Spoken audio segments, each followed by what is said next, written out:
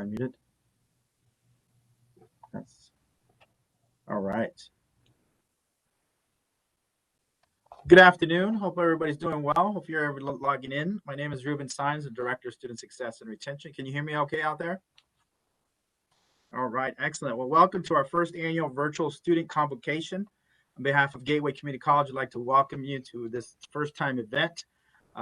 Ideally, we wanted to do it live and in person here on our campus, but with the situation being what it is, we thank you for logging in and participating in our remote or our virtual student convocation. So today we have some wonderful speakers who are going to be sharing some insight as well as some perspective, some words of wisdom as we transition to this remote environment and learning. We're one official month into the semester, so hopefully everybody's doing well, thriving, and succeeding in their academic journey.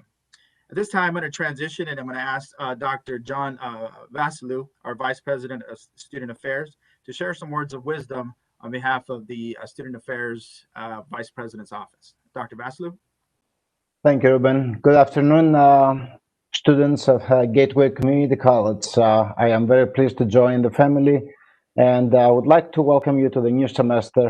As challenging as it has been, and it has been for all, we're all humans and we're all going through the same experiences. So I applaud you for your perseverance and resilience to continue with your academic pursuits. That will obviously bring you some better future ahead. Um, just know that you're not alone in this, and there's a lot of services the college has available, and my division is able to assist you with. So we're looking forward to this exciting semester, challenging nevertheless, but exciting as well. And we're here to help you.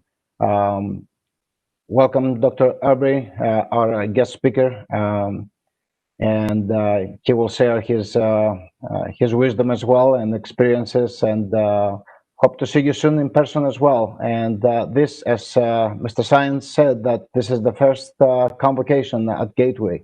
So we're looking forward to many more to come and welcoming our new students and every student into our new semesters. So without further ado, back to you, Mr. Science. Thank you. Thank you for the welcome as well. Just a couple of announcements before we transition to the formal presentation. If you just make sure that your mic is muted so we don't hear any background noise. If you have any questions throughout the presentation, we do have a chat box, so please drop your questions in the chat box and throughout the presentation, as it is going to be an interactive, engaging presentation. If you have any questions, please put them on the chat box. And then lastly, this session is being recorded, so if you do have your camera on, just let you know that it is also being live streamed on YouTube. So it is being televised out there in the social media world. So without further delay, I just want to introduce Falmatu Badada. She's also one of our peer mentors for our Student Success Program. And she has a couple of words that she wants to share some wisdom and also her experiences as a student. Falmatu? Hi everyone, my name is Falmatu Badada, and I'm a first-year experienced peer mentor at Gateway.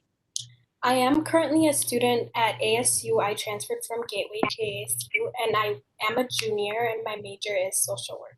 So today, I will be sharing with you how I overcame academic obstacles as a student along with playing the role of a peer mentor.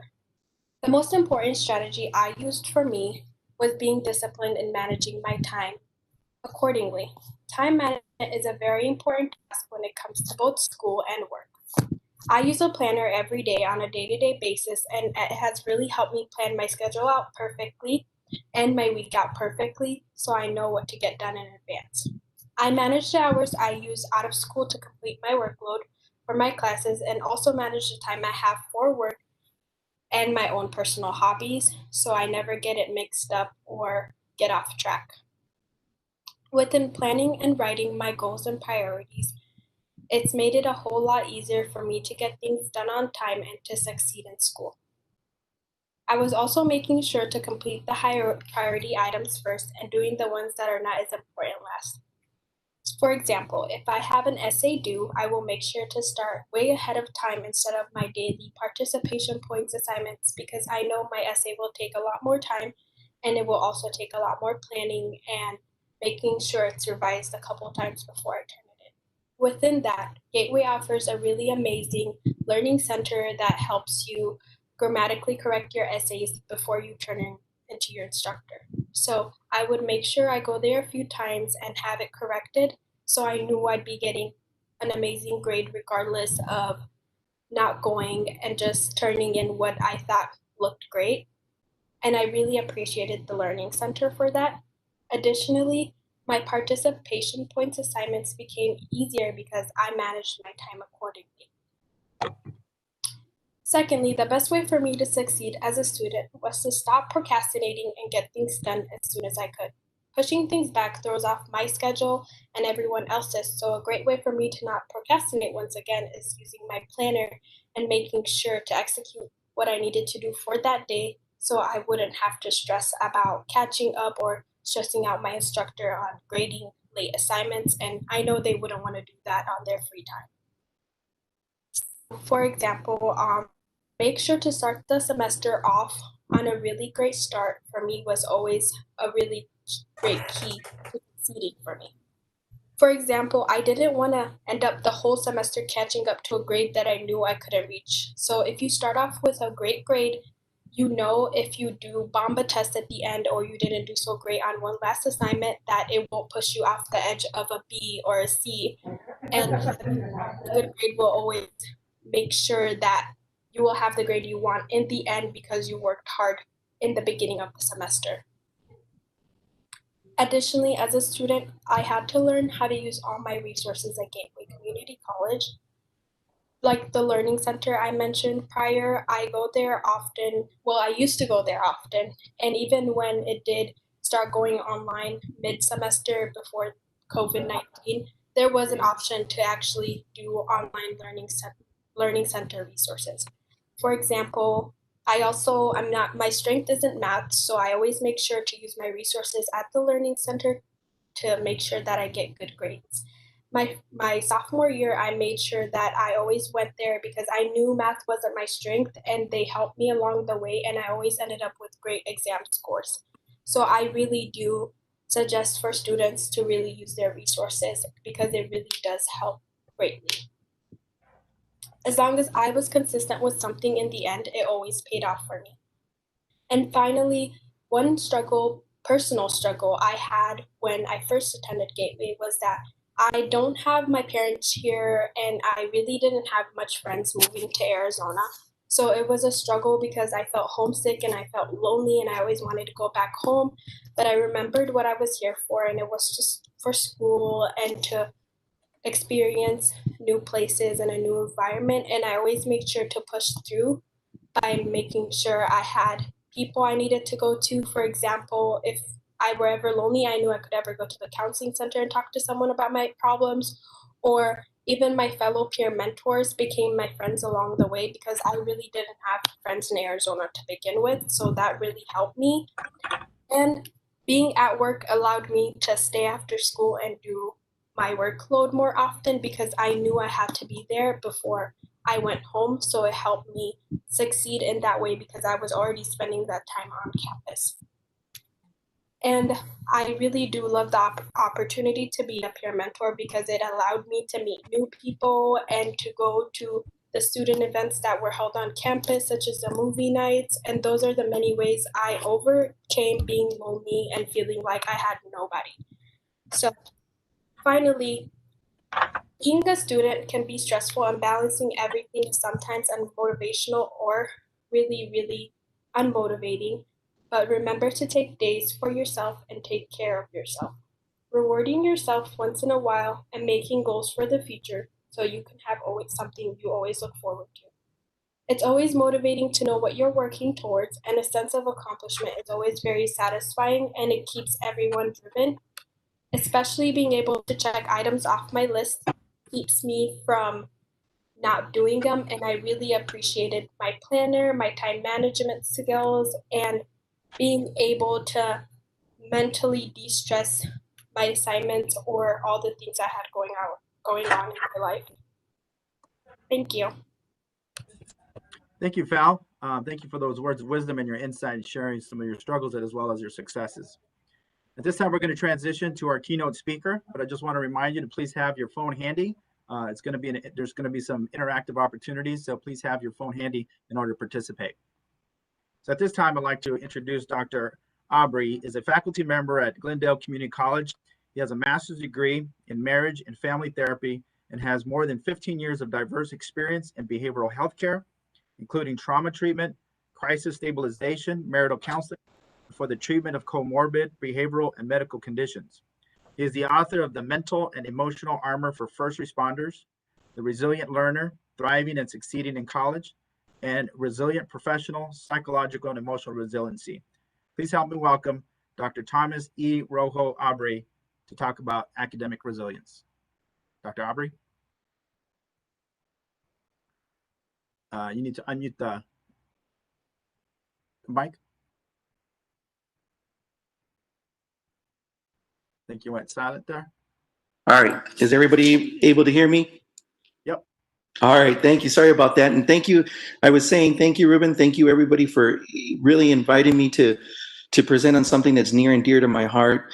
And thank you, Fal, because you mentioned a lot of resiliency skills that students could use. And we're going to build on those resiliency skills throughout this presentation. So what I'm going to talk about is academic resiliency and really building a well-being. And as you go through this journey of building well-being, you'll notice that grades will improve, happiness will improve, and overall satisfaction in life will improve. And that's why I'm so passionate about teaching these skills to students. So we're just going to briefly look at what we're going to consider today. We're going to look at what I've termed psychological and emotional resiliency training, or PERT. But we're going to focus, and I'll talk about what are the 6 domains of that resiliency training. But obviously, with 50 minutes, we don't have enough time to consider everything. So we're going to take a look at just mental flexibility. And specifically, we're going to zone in on stress, because obviously, given everything that's going on, we're living in unprecedented times. Many students at least have come to me expressing the large amount of stress that's going on in their lives, not just in their academic world, but in their personal life, and then just everything with what's occurring in the world. So we're going to take a look at that and see if we can build an internal locus of control. And then I'll wrap it up with giving you some resources so we can focus more on building mindfulness practices in our lives.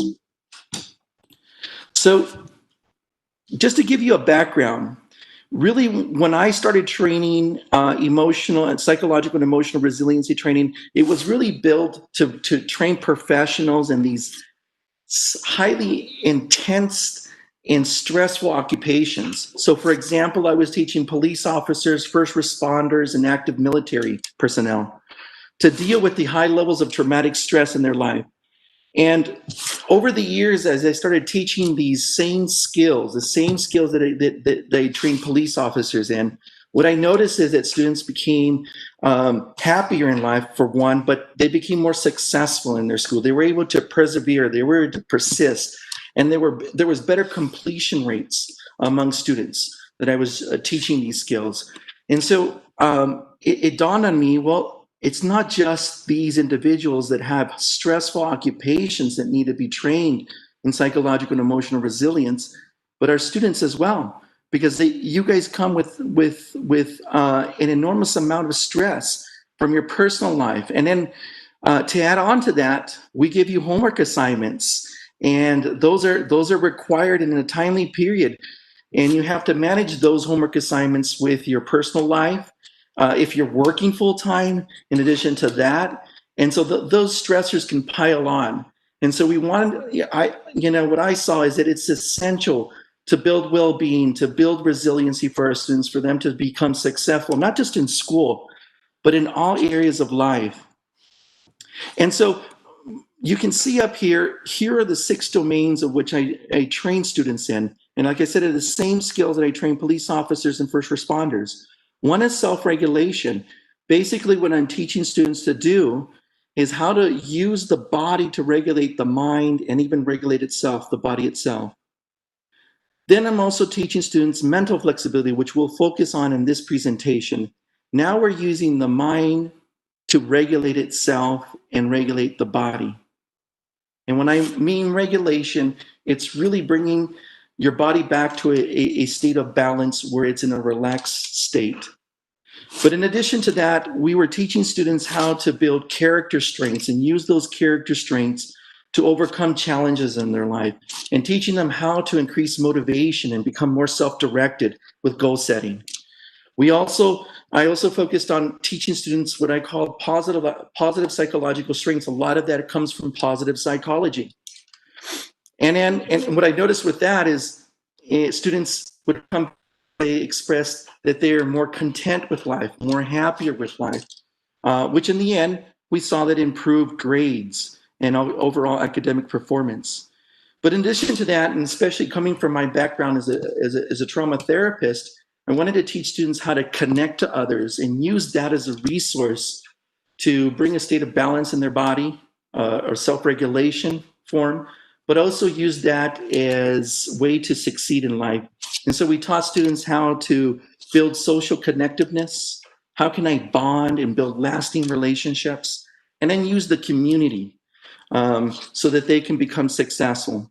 And of course, the last skill that we wanted to train students is in self-care and revitalization. How can we teach students to eat healthier, exercise, sleep better to improve their physical health? Because without a good physical health, it's impossible to have a good mental health. So that's the package. But today, what I want to focus in zone in is on mental flexibility.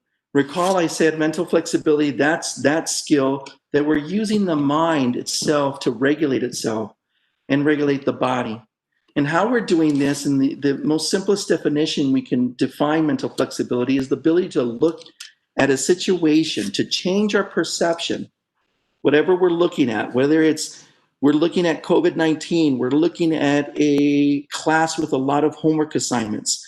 We change our perception to give us more options. And by giving more options, we can choose a response that increases our likelihood to success. And that's really the ultimate goal. We want to give students the tools to enhance their ability to become successful in life. So let's go through a series of exercise to kind of explore experientially what this represents instead of me just lecturing. So if you know how to do the chat feature, what I'd like to ask each of you, and Ruben will go ahead and mention what's the common theme going on, is your life stressful? Is school stressful? Are the relationships in your life stressful? If you're working, is work stressful? Or other things in your life? In general, is just life stressful? I know when I ask the question, is math stressful? I get a lot of responses from students. So it looks like it's overwhelming, yes. Mm-hmm. Most definitely, yes. Oh my God, yes, for sure.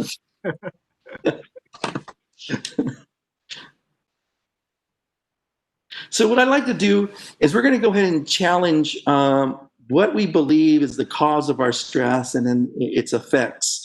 So if you have a sheet of paper, I'd like you to take that out. And if you don't worry. I don't want you to miss the seminar. So just mentally, on your right-hand side of the sheet of paper or your mental paper, go ahead and write down at the top causes, and then draw a line in the middle of the paper into the, I apologize, the causes on the left-hand side and effects on your right-hand side. So on your right-hand side at the top of the paper, write effects. And so what we're going to do is I'm going to ask you to list the causes of all your stress. The fact that you said earlier, oh, overwhelming, yes, yes, yes, that means there's some stressors in your life. So what are go ahead and list all the causes of stress in your life under causes on the left-hand side. So I'll give you about a minute to go ahead and write that down.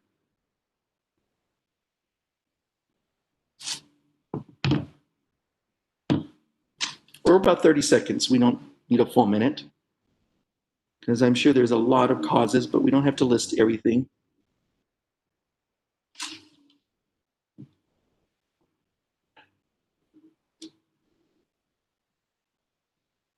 10 seconds more. Go ahead and list those.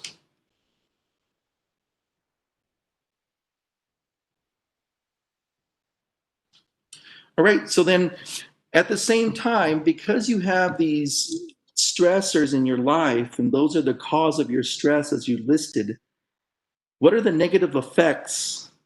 The fact that you have these things going on in your life, whether you might have listed too much homework, or my teacher, or my professor, or my instructor, or my mom, or my dad, whatever you listed, or my boss, because you have these things in your life, what are the negative effects? How is it impacting your health, your emotion, your attitude? Is it causing headaches? So your physical health or mental health? Is it causing you to feel sad, depressed, anxious? So let's take about 30 seconds and list those.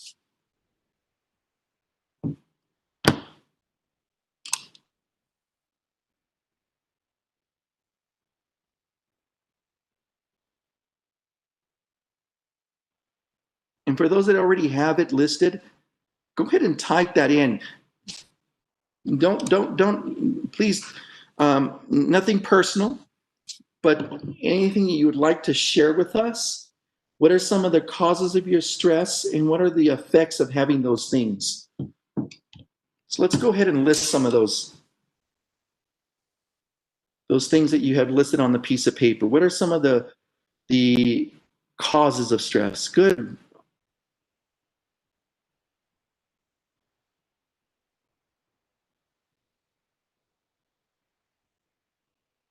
Ruben will mention some of those things that you are listing.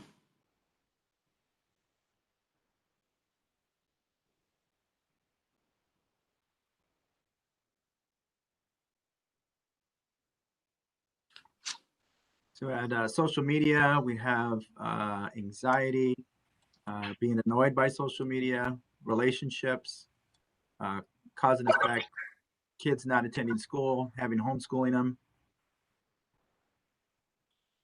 Good. togetherness.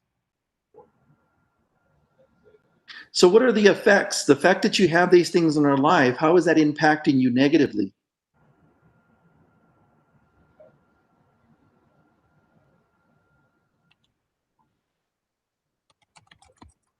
And that might be, all right, I did see losing sleep.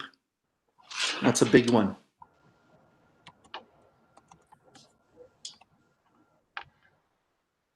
Weight gain. Absolutely. Lack of motivation.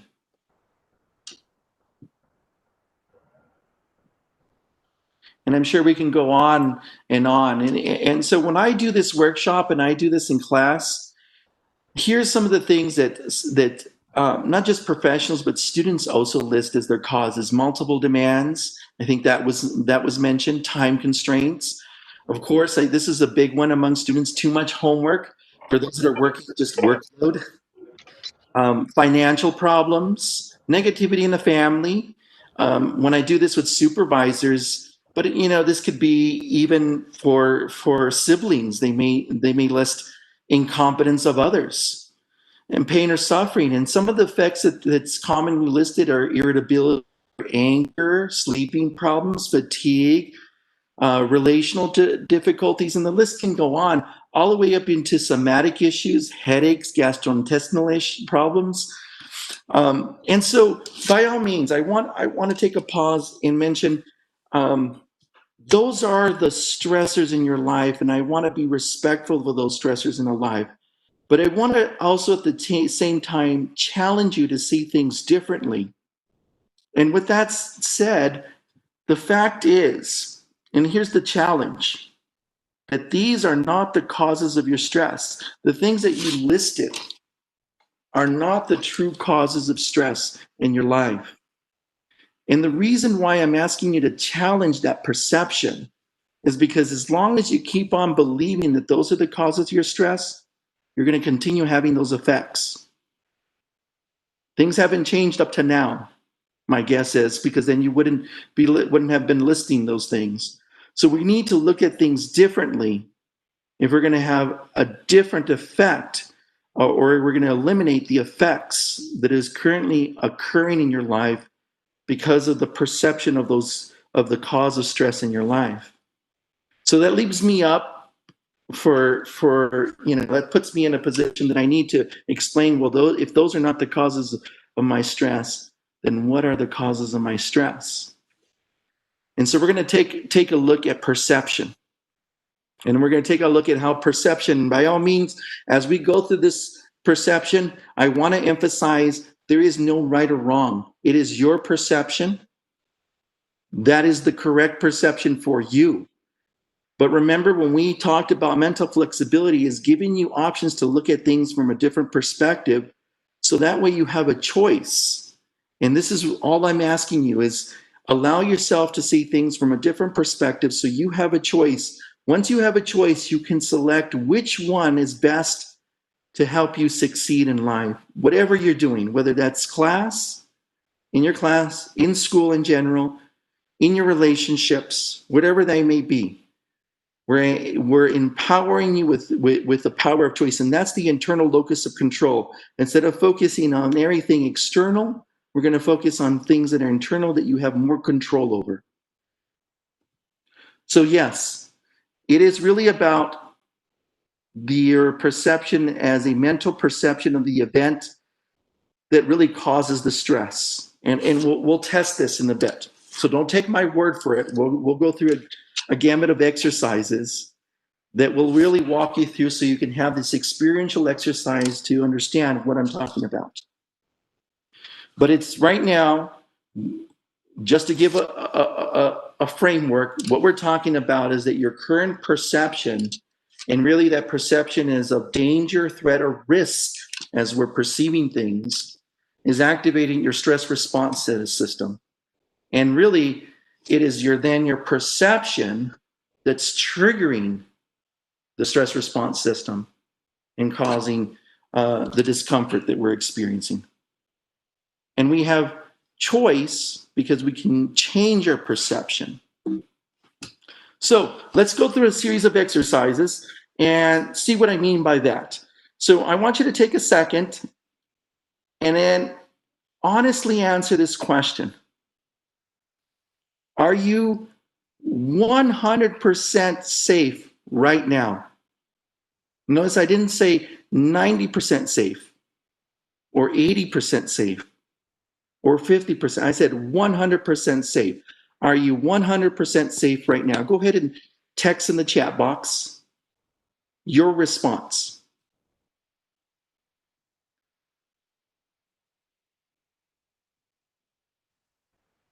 So we have several people that said no, and one person has said yes. Good. So no. Good. I did notice someone said it depends.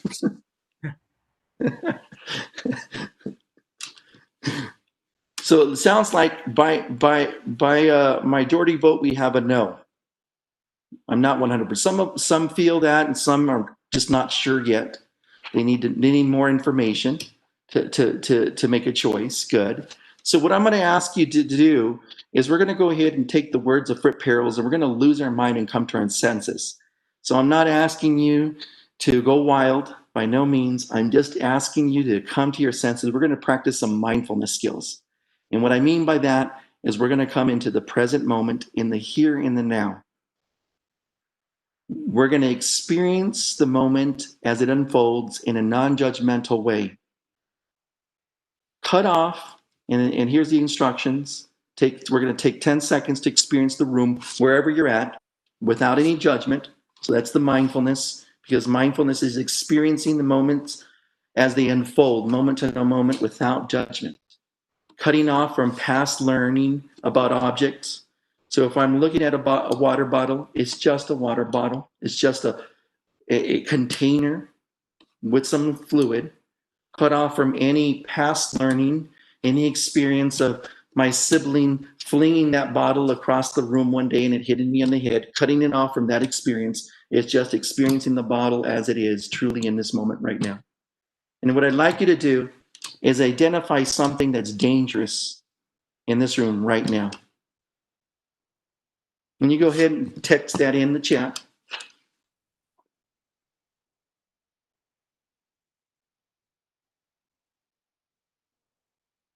Nothing. Anybody else? Because by logic, if we were not 100% safe a couple of minutes ago, by logic, that means there's something dangerous in my room. Good. I saw a shredder, polluted air, lighter, scissors. Interestingly, because I just gave this presentation on Saturday, and someone also said something about scissors. And to save time, I asked that person, tell me how scissors are a danger to you right now. And the response is somebody could come into the room, grab the scissors, and injure me. It was a little bit more gruesome than that. But my response to that was, that is possible. Probably unlikely, but probably possible. But is anybody grabbing the scissors right now in this moment? No, they're just laying on a desk. Then in that moment right now, in this moment in time, those scissors are 100% safe. Now, when someone comes in the room and that happens, that's a different story. That's a different response. But right now in this moment, those scissors are 100% safe. In my classroom, interestingly, I had a student who said that flag is dangerous. And I said, how is the flag dangerous? That's just using the Socratic debating, because remember, I said right now in this moment, not in the future, not in the past. And they said, well, someone can grab the flag with the pole and jab me through the heart with it. And I'm thinking, what are my students watching on YouTube? But the answer is, in that moment, is someone grabbing that flag? Is someone charging at you with the flag? And the answer is no. So in this moment, you're 100% safe. So it's interesting because we perceived danger where there isn't any. And every time I give this workshop, I say, if there is a real danger right now in this moment, and you are not 100% safe, you should not be on this conference. You should be reaching out to your parents or reaching out and calling 911 if your life is in danger. But the fact is, if we ground ourselves in the present moment in a mindful way, in a non-judgmental way, we'll experience the reality that right now in this moment, unless you're in a situation of danger, that's different. But 99% of us and 100% of us should be, that 1% should be calling 911. But 100% of us is 100% safe right now. And that's a new experience for most of us, because the fact is that we see things not as they are, but as we are. We distort reality with our past learning. To give you an example of what that means, is I use this example with my students. You've all probably been to the circus, because I always ask that to my students, have you been to the circus? And nowadays, nobody's been to the circus. My dad used to take me to the circus when I was little all the time. But you've probably seen a picture of an elephant tied or bonded to a rope and unable to break free. And this is a massive creature. This is a strong creature. With just a slight tug, that creature can break free. Why is it that the elephant doesn't break free? And the response to that is that when that adult elephant was a baby, the trainers tied that elephant maybe with a bigger rope or a chain. And that elephant tugged and tugged and tugged and tugged and tugged and tugged and tugged and tugged. And the next day it tugged and tugged and tugged and tugged and tugged. And through this painful experience, it learned That's all it was. It was a learning experience. It reorganized the structures of the brain and developed a new belief about itself. I'm not strong enough. I can't do it. And this baby elephant grew up to be an adult elephant in the baby elephant's mind with the same belief system that I can't do it. And it never attempted to do it again. There was a distortion of reality because that adult elephant is no longer a baby. It has new skills, new strength that it may have been a reality when it was a baby elephant, but now it's a distortion because of these past learned experiences. Now, can that happen to us as human beings? Absolutely. We've seen this with messages such as, I can't do it. I'm not worthy. I'm not good enough. Nobody loves me. These are all based on past learned experiences, painful learned experiences that change the structure of our brain to perceive ourselves in a distorted way because it's not true reality anymore. Or we may see, because of our painful past experiences, we may see or develop a belief about the world. The world is cruel. The world is unloving, uncompassionate because of things that we've experienced in our lives. While that may be true for that one incident, do we know everybody in the world? And so those are the things that come into the present and distort or hijack our perceptual system and distorts reality. Now, how do we have a distortion of reality among relationships? For you as students, I ask this question: how many times, or is it very common? Well, I don't want to even ask how many times, but does your parents ever ask you, have you done your homework, or do you have homework? Just give me a yes or a no. Do your parents ask that question? Yes, yes.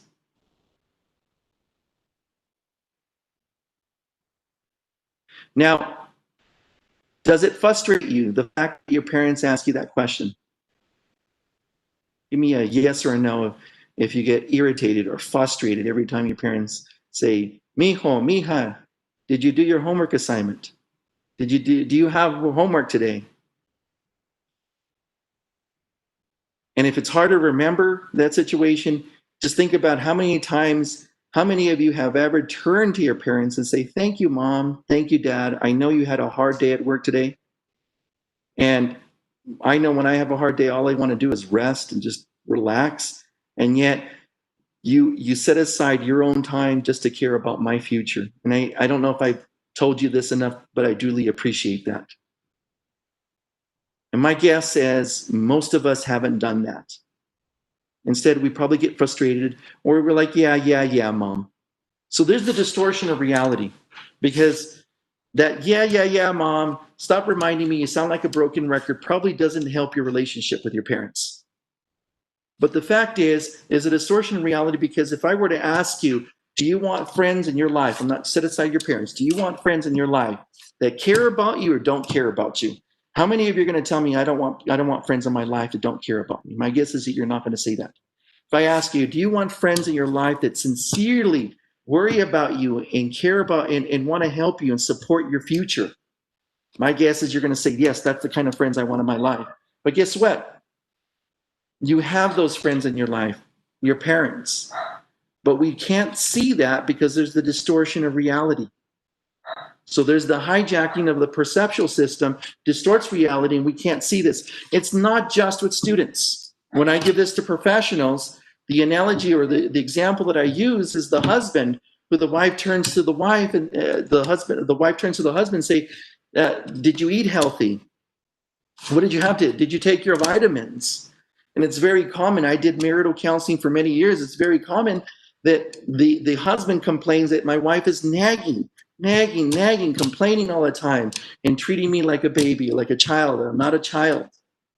Instead of seeing the reality The reality is he has a caring and loving wife. But he can't see that because there's a distortion of reality caused by all the painful experiences in his life.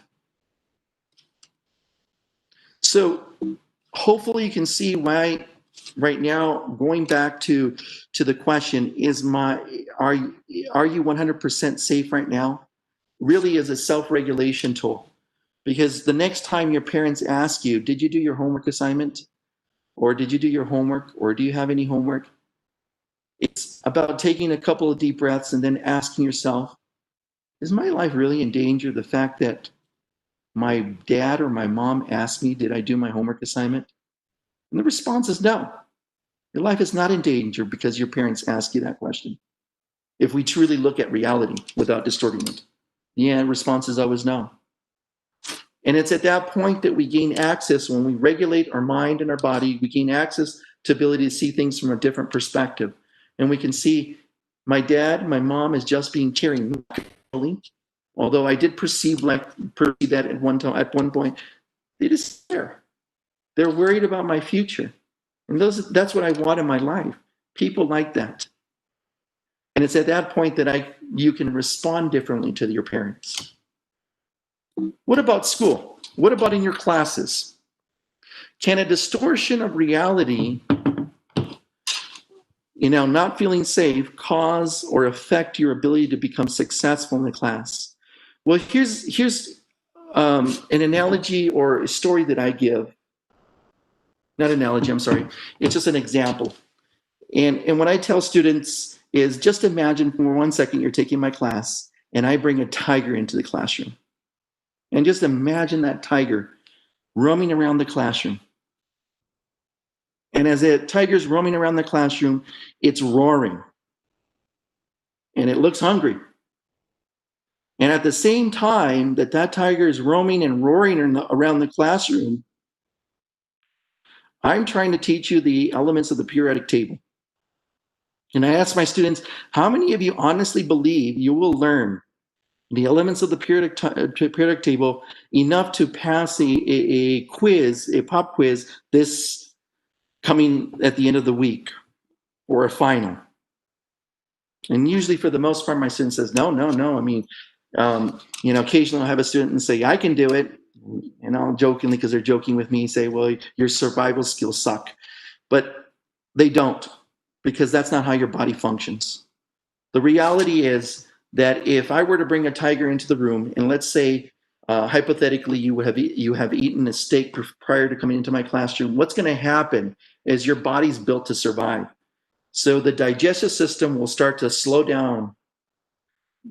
Blood from the stomach will start to go to the extremities, to my thighs, to provide glucose to run away from that tiger, or to my arms to fight that tiger. And right now, I'm not worried about digesting the steak. I'm not worried about nourishing my body. I'm not worried about providing nutrients to my brain. That's not important right now. Survival is the only thing that's important right now to my body. And the same thing happens in the brain. See, when that tiger comes into the room, activity from the higher parts of the brain needed, the neocortex needed for reflective thinking, for critical thinking, for memorizing, all these things that are required for you in your classroom, from learning math, activity for that part of the brain starts to divert to the lower parts of the brain, to the emotional parts of the brain, the limbic system, and to the subcortical regions of the brain for survival. Because right now, I don't need to learn. I don't need to memorize. I don't need to self-reflect. I need to survive. Otherwise, I won't make it to the final exam. Now, of course, some of you are asking, but an instructor would never bring a tiger into a room, and I would never bring a tiger into a room.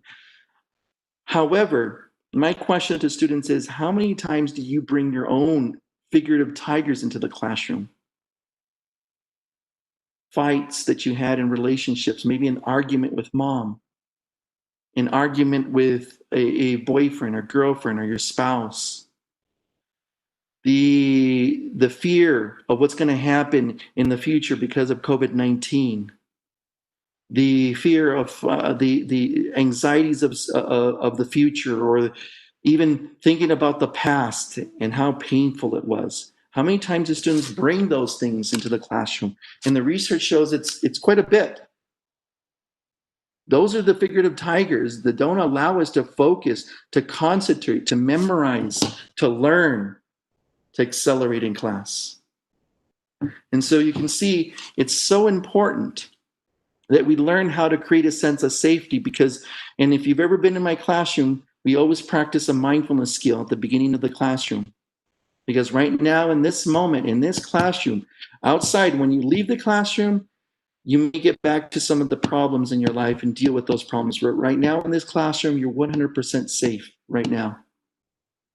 Leave those problems outside. And that's the mental skill of using the mind to regulate the mind itself and regulate the body and seeing things from a different perspective, because right now in this moment, I am 100% safe. I can focus on instruction. I can focus on learning. And then when I leave the classroom, at that moment, then I reevaluate the situation. Right now in this moment, am I 100% safe? And you reevaluate and attend to that according to the answer. For us to practice this more often, we have to develop a skill known mindfulness. And of course, we don't have the time to dive deep into what mindfulness is and how to practice that, but I'm going to give you a resource in a bit. But mindfulness really, and this is something when I go out and I train police officers, because they're exposed to a lot of thoughts, they're exposed to a lot of traumatic stress. And the same thing I tell police officers is that mindfulness is the ability to put on that bulletproof vest, that psychological and emotional vest that allows us to be exposed to thoughts and sensations and not be affected. Remember the past traumatic history? Well, that's because we weren't mindful in that moment, and it registered in our body as painful experiences, as trauma. But when we develop this ability to be mindful and be present in the moment and regulate ourselves, even through some questions such as, right now in this moment, am I 100% safe? Because in those moments, we may experience those painful experiences and we're not safe. But 10 minutes after that, our body's still experiencing or acting as if it's still not safe because we're not regulating it. And this acts as your body armor to protect you against those moments so it doesn't intrude into the future and distort reality. Why is it important for students to practice this? Because when we look at research, one of the largest research with adults, it mentioned that people on average in a survey spent 46.9% of their time thinking about something other than what they're doing. 46%, 46 or 47% of the time we're thinking about something other than what we're doing. And if you don't agree with that research, ask yourself, do I get distracted in class? Am I texting during class? Am I just itching to check my text messages? Do I watch while I'm eating? Do I watch TV instead of being present in the moment and just focusing on eating? Do I check my phone while talking to someone? Interestingly, I'll go to a cafe, and I love, because as a marriage and family therapist, I'm all about relationships. And I love watching how couples they're engaging in a conversation, but at the same time they're not, because they're not giving their undivided attention to one another. At the same time they're talking, they're texting to someone else. It's not being mindful. Listening to music while doing homework assignments is another one. So those are the things you might ask yourself. And if you feel like, oh, I don't practice mindfulness in my life, I encourage you to go to this resiliency and well-being course. It's you can register for free. And one of the first modules there is about helping you build resiliency. Mindfulness to build resiliency.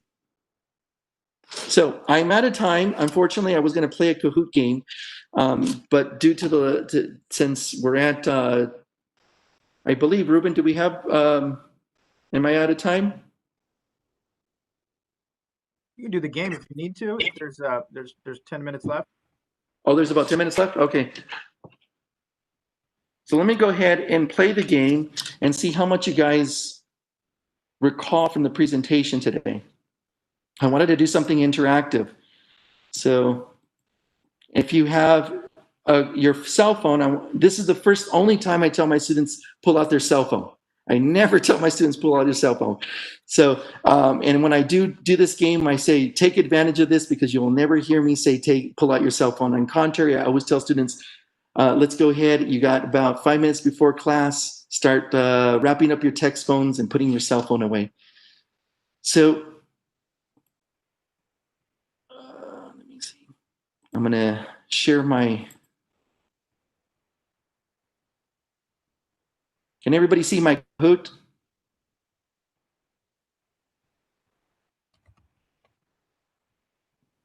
Yeah.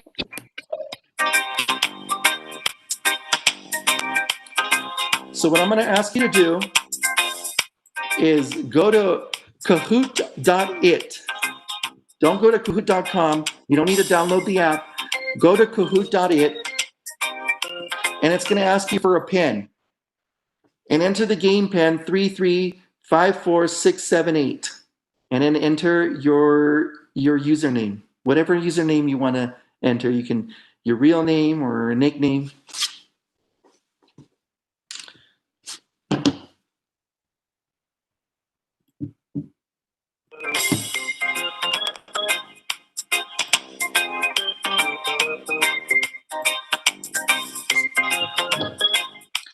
So I'll give everybody about a minute to go ahead and do this so we can get started.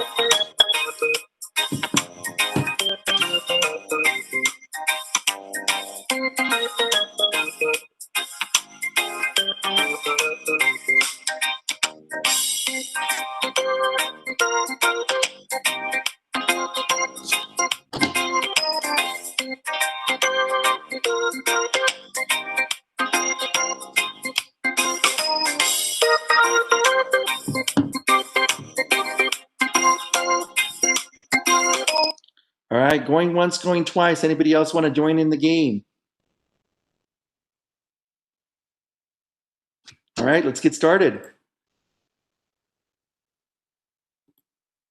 So I'll go ahead and read the question, and then you answer as fast as possible because the faster you answer, the more points you get. Today's presentation focused primarily on which element of resiliency. Keep in mind, you won't be able to see the question on your phone. You just can answer through your phone, but you'll be able to see the question on here on the webinar.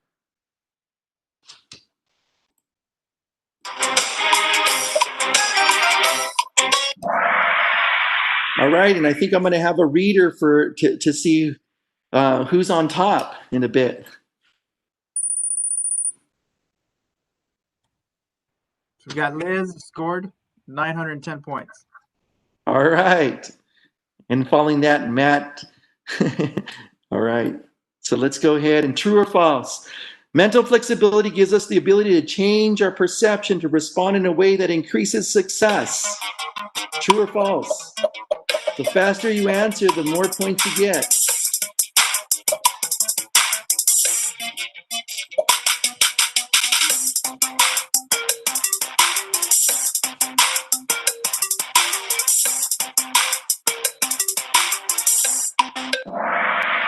Nice job, guys.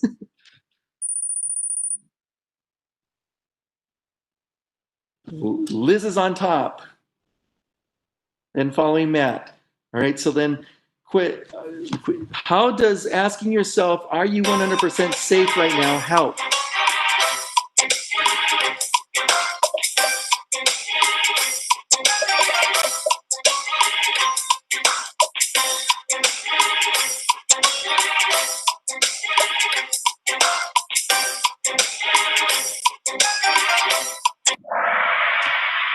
Nice job, guys.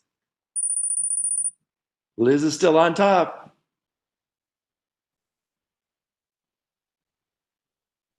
Double points. Who said lose your mind and come to your senses?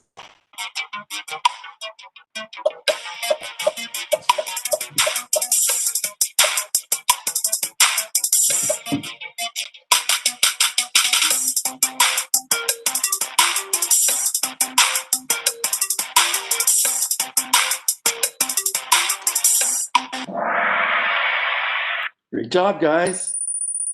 Zoe's now on top. Question 5, double points. What is one reason reality is distorted?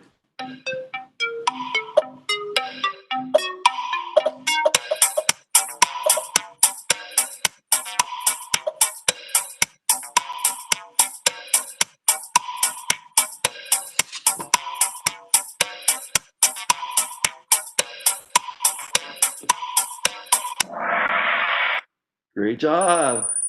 Zoe continues to be in the lead. Question number 6, double points. When parents ask us if we have homework, it is because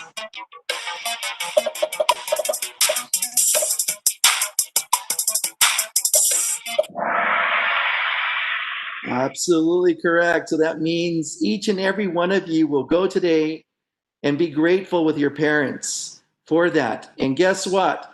Gratefulness is one of the elements of positive psychology that if we do that more in our lives, what you'll see is increased happiness.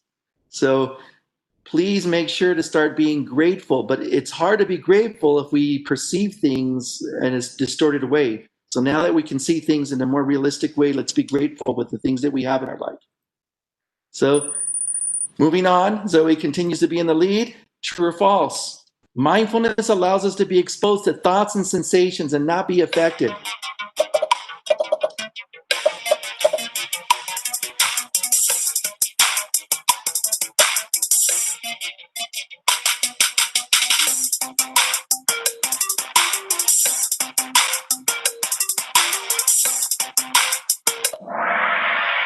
Great job, guys.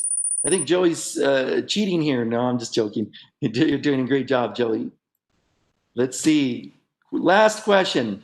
People spend approximately blank % of their time thinking about something other than what they're doing.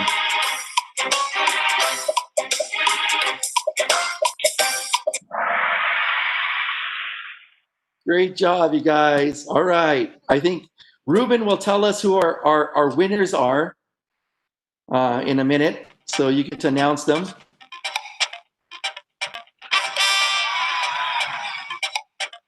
So we've got Melina in third place, Agnes in second place.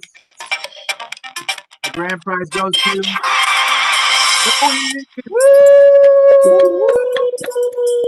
Nice job.